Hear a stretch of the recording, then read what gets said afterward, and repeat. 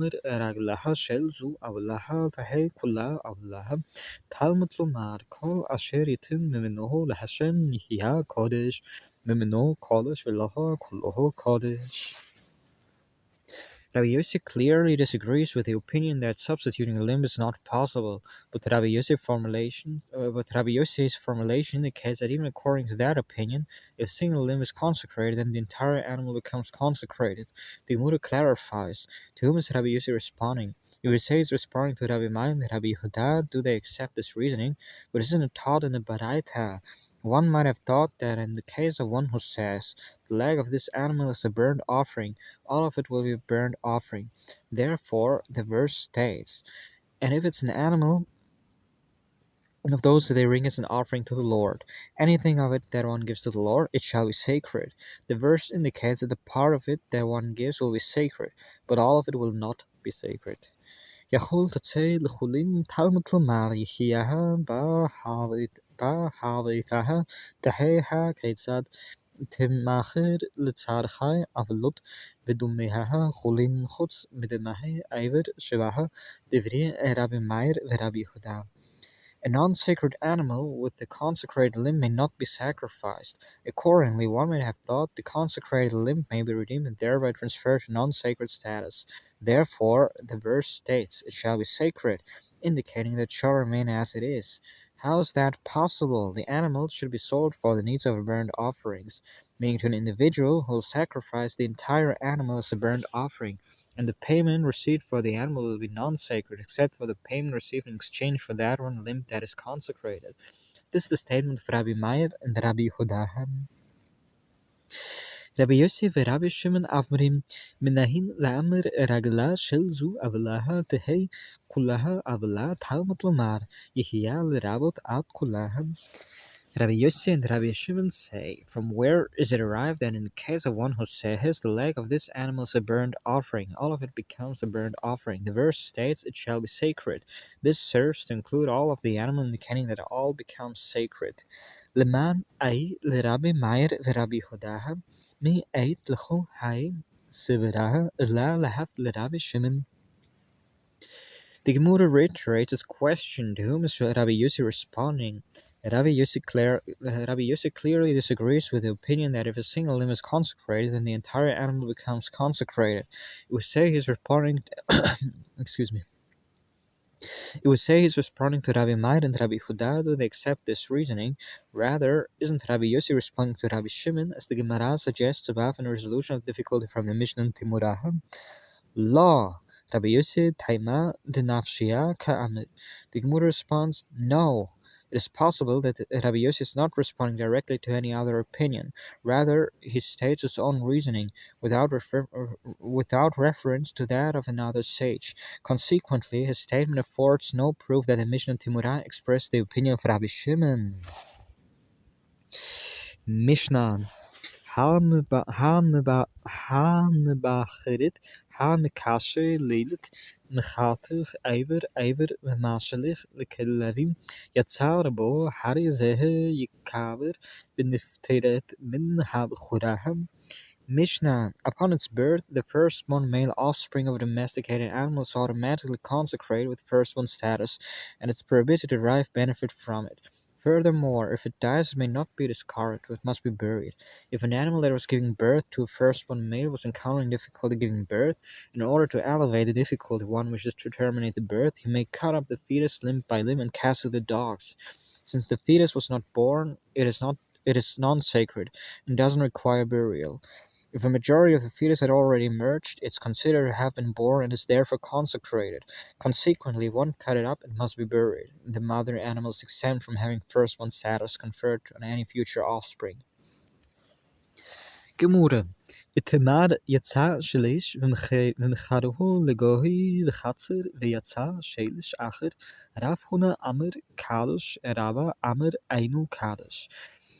Gemara. An Amoric dispute was stated with regard to a case in which 1/3 of a firstborn fetus emerged from the womb, and then one sold it to a Gentile, and then another 1/3 of the fetus emerged. Once a majority of the fetus emerged, it is considered born. The halakha is that a fetus partly owned by a Gentile is not consecrated as a firstborn. In this case, the firstborn was sold to a Gentile only if it had already been partially emerged from the womb. Rav Huna says it's consecrated, while Rabba says it's not consecrated.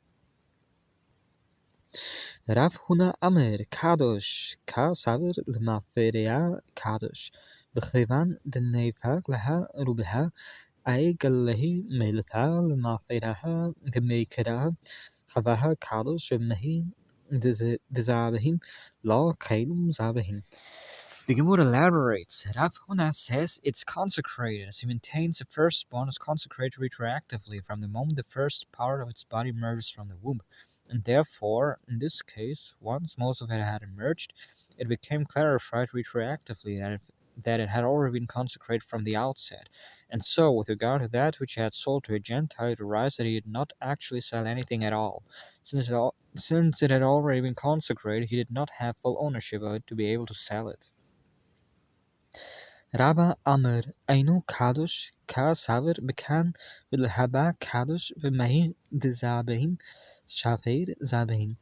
Rabba says it is not consecrated, as he maintains the firstborn is consecrated from that point forward, meaning only at the moment the majority of it emerges. And so, with regard to that which he had sold to a Gentile, it arises that he had sold it properly, meaning the sale was valid because at the time of the sale it had not been consecrated. Accordingly, by the time the majority of its body emerged, it was already partly owned by a Gentile, and that prevented it from being consecrated. ואז דו לטעי מייכו דעת מהד יצאה של היש דרך דופן ושני של שהי דרך רחם רב חונה אמר אינו קדוש רבא אמר קדוש. The Gemara notes that Rav Huna and Rabba follow their lines of reasoning, as another dispute between them was stated with regard to a case in which 1/3 of the firstborn fetus emerged through the wall of the womb, meaning via caesarean section, and then the other 2/3 emerged through the opening of the womb. The halakha is that a fetus is consecrated only if it emerged through the opening of the womb. In this case, the majority did emerge through the opening, but the first majority to emerge was not through the opening. Rav Huna says it's not consecrated, and the Rabba says it is consecrated. Rav Huna Amr Einu Kadosh Rav Huna Lita Amea de Amr Lemafereha Kadosh Verubaha Kumaha Leitea Verchehim Rabba Amr Kadosh Rabaha Lita Meha de Amr Mekahan Vilehabaha Kadosh Verubaha Derech Rechem Naflehik.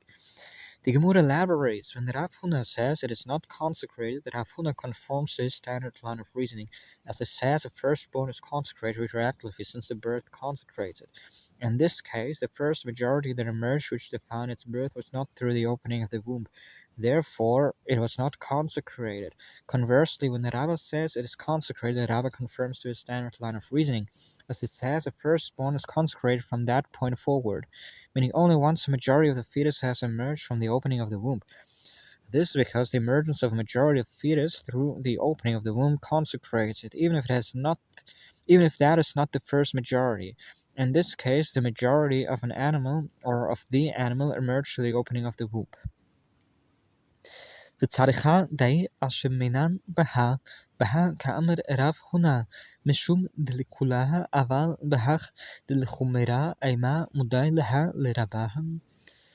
The Gemara notes, and it's necessary to convey Rav Huna and the Rabbah's dispute in both of these cases, as had the sages taught us only their dispute with regard to this case, where after 1/3 emerged it was sold to a Gentile, one might have thought that it is only with regard to this case that Rav Huna says the animal is consecrated retroactively. This because to rule it is consecrated from that point forward would be leniency.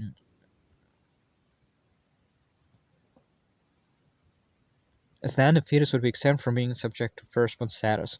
But with regard to that case, when 1/3 emerged through the wall of the womb, where Rabba's opinion would lead to stringency, one might say that Rav Huna concedes to Rabba.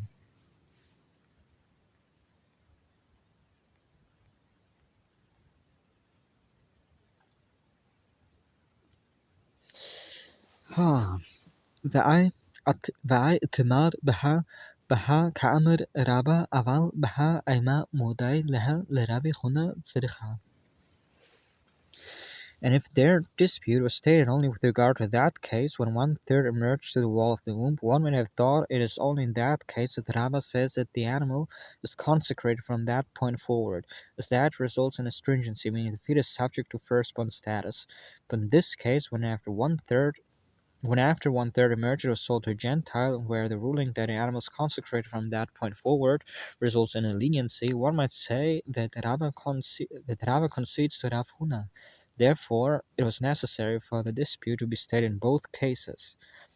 Tenan, ha mbakirit, ha mikashe leilet, mechatich eiver, b'mashelich l'chilarim, mei lehef, mechatich v'manehech, v'ai amrehat l'mafirachu kadosh, yikaiver mebehi lehem. The Gemara raised a difficulty with the opinion of Rav Huna. We learned in the Mishnah, if an animal that was giving birth to a firstborn male was encountering difficulty giving birth, and in order to alleviate the difficulty one wishes to terminate the birth, he may cut up the fetus limb by limb and cast it to the dogs. What? Is our teaching that one cuts each limb and leaves it outside the body, casting the limb to the dog only after he's already extracted the majority of its body? And if you say a firstborn is consecrated retroactively, then once the majority of the fetus emerges from the womb, all of the limbs would be consecrated retroactively according to Rav Huna. Accordingly, the Mishnah should have said the limbs must be buried. Lo, hacha b'mei al-sekinan b'mechatich v'mashelich. The Gemara responds, no. Here we are dealing with one who cuts each limb and immediately casts it to the dogs, before any consecration takes effect.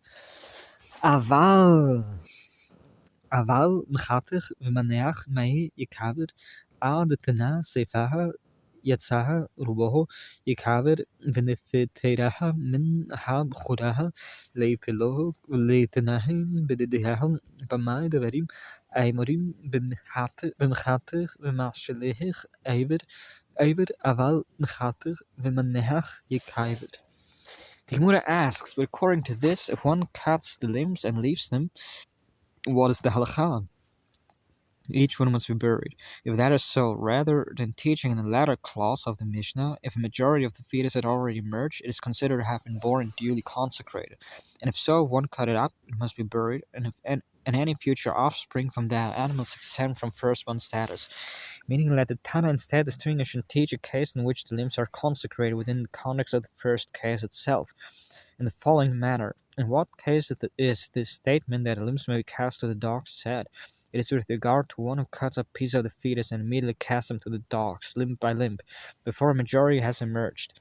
But if one cuts and leaves the limbs until a majority has emerged, each of them must be buried. הכי נמי כאמר במאי דברים אמורים במחתך ומאשלך אבל מחתך ומנהך נעשה כמי שיצא רובו ויקבל. The Gemara answers, that is indeed what the latter clause of the Mishnah is saying. In what case is this statement said? It is with regard to one who cuts and casts the limbs to the dogs before the majority emerges. But if one cuts and leaves the limbs until the majority emerges, it is regarded as though a majority of it emerged at one time, and so it must be buried.